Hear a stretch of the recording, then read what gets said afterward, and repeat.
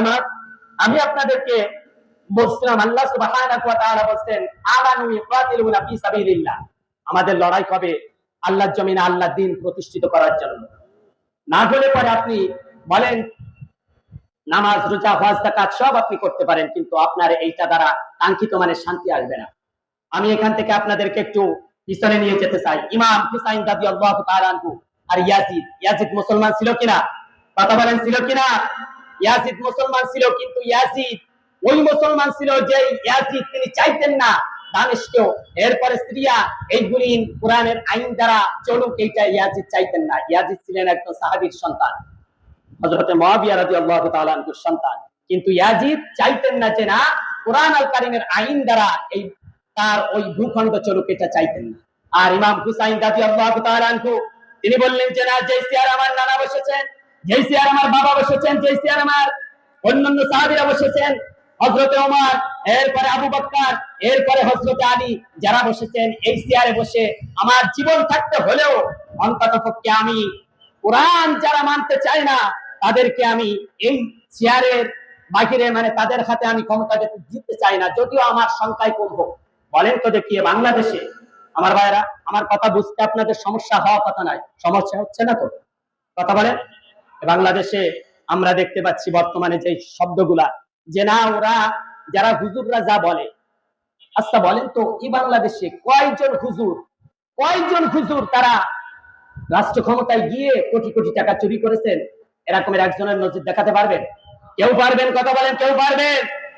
অথচ আপনার একটা ইউনিয়ন পরিষদের চেয়ারম্যান থেকে নিয়ে একটা এমপি মন্ত্রী বাদ, শুধু তাদের আপনি দেখলে বলতে পারবেন যে যার 5 বছর আগে যার কোনো কিছুই ছিল না, 5 বছর যেতে না যেতে দোতলা বাড়ির মালিক হয়েছে কিনা? কথা বলেন, হয়েছে কিনা? তো কিভাবে এই টাকাগুলি সব আসমান থেকে কি আজরাইল আলাইহিস সালাম আপনাকে আমাকে দিয়ে যায়, মানে ওই যারা ওদেরকে দিয়ে যায়, নাকি রাষ্ট্রের টাকা আমার আপনার টাকা? কথা বলেন, আমার আপনার টাকা। সুতরাং আমি আপনি কাঙ্ক্ষিত মানে স্বাধীনতা, সফলতা, সুখ, শান্তি, সমৃদ্ধি আমরা পাবো না। ভাইরা আমার, আল্লাহ সুবহানাহু ওয়া তাআলা আমাদেরকে বলছেন যে ইয়াজিদ তিনি কিন্তু চান নাই, অথচ ইয়াজিদ তিনি মুসলিম ছিলেন। ইয়াজিদ তিনি নামাজ পড়তেন, রোজা রাখতেন, হজ করতেন, সবকিছুই তিনি কিন্তু করতেন, তারপরেও চান নাই। আর ইমাম হুসাইন তিনি মাত্র 80 জন লোক নিয়ে, 80 থেকে 82 জন, কম বেশি হতে পারে, তিনি বললেন যে না আমার দলের লোক কম থাক, তবুও আমি আল্লাহ রাব্বুল আলামিনের দরবারে যেন কিয়ামতের ময়দানে আমার নানাকে যেন আমি তার সম্মুখে দাঁড়াইতে পারি যে নানা আমার দলের কোনো লোক ছিল না, কর্মী ছিল না, এরপরেও আমি তোমার দিনকে আমি নষ্ট হতে দেয় নাই, ভুলন্ত হতে দেয় নাই, কোরআনকে আমি জমিনে পড়তে দেয় নাই। আমার কাছে অন্তত পক্ষে আমার পেটের ভিতরে এক বিন্দু রক্ত বিন্দু থাকার পর্যন্ত আমি বাতিলের কাছে মাথা নত করে নাই। আছে না নাই? সুতরাং বাংলাদেশে আমরা দেখতে পাচ্ছি যেই শ্রেণীর মানুষগুলির মুনাফিক, যেদিকে ছাতা ধরে বৃষ্টি আসে ওই দিকেই ছাতা ধরে। আমাদের এখন খাঁটি ইমানদার হওয়ার সময় এসেছে। আপনাকে এখন শপথ নিতে হবে, দীপ্ত শপথ। আপনি যদি এই দীপ্ত শপথ নিতে পারেন, আগামী দিনের যে সময় আসছে এই সময়তে আমরা আর কোন জালিমের কাছে, নব্য জালিমের কাছে আমরা বাংলার রাষ্ট্র ক্ষমতা দিতে চাই না। কারা কারা রাজি আছেন দেখে লিল্লাহি তাকবীর। প্রিয় ভাইরা আমার, হাত নামান। তাহলে পরে আমাদের উদ্দেশ্য হবে কোরআন বিজয় হতে পারে, আর এইটা আপনার জন্য আমার জন্য ফরজ মনে করতে হবে। যতদিন পর্যন্ত বাংলাদেশের মানুষগুলি কোরআন বিজয় করা এইটা ফরজ এইটা মনে করবে না, ততদিন পর্যন্ত এই বাংলাদেশের মানুষ তারা কাঙ্ক্ষিত মানের সফলতা পাবে না। কারণ আপনি মুসলিম দাবি করবেন, আপনি রাসূলের বিসমিল্লাহি ওয়া আলা মিল্লাতি রাসূলিল্লাহ, রাসূলের কর্মী বলে আপনাকে মারা গেলে আপনি কবরে রাখবেন, আপনাকে রাখা হলো, আপনি রাখলেন, আপনি থাকলেন, কিন্তু ওই জায়গায় থেকে আপনি সারা জীবন তামাম জীবন আপনি রাসূলের আদর্শ কিভাবে কুরবানি হয় সেইটা করার জন্য আপনি পড়লেন, বিরোধিতা করে গেলেন, আর মারা যাওয়ার পরে রাসূলুল্লাহ সাল্লাল্লাহু আলাইহি ওয়াসাল্লামের কর্মী হিসেবে আপনি ঘোষণা দিলেন, আপনাকে ওখানে রেখে আসলো। আল্লাহ সুবহানাহু ওয়া তাআলা কি রাসূলের কর্মী হিসেবে আপনাকে গ্রহণ করবে? কথা বলেন, গ্রহণ করবে? করবে না।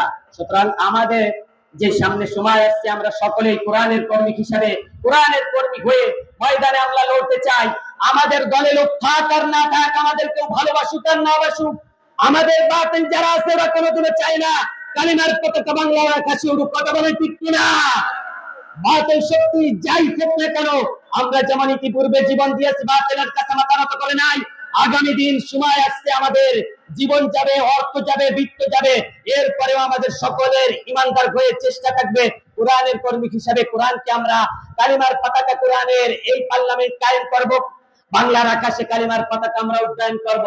আমরা রাজি আছি কারা কারা দেখি আল্লাহ তাআলাকে আমরা এখানে শপথ দীপ্ত শপথ বাক্যে আমরা জানিয়ে দিতে চাই লিল্লাহি তাকবীর। প্রিয় ভাইরা আমার, আমি এখানে শেষ করব, যেহেতু আপনাদের দোয়া চাই, দোয়া করি আল্লাহ সুবহানাহু ওয়া তাআলা যেন আজকের এই প্রোগ্রামকে যেন কবুল আর মঞ্জুর করেন। আমরা সকলে পড়ছি আমিন। বারাকাল্লাহু লানা ওয়া লাকুম ফিল কুরআনিল আযীম। আসসালামু আলাইকুম ওয়া রাহমাতুল্লাহি তাআলা ওয়া বারাকাতুহু। আসসালামু আলাইকুম। ভালো আছেন?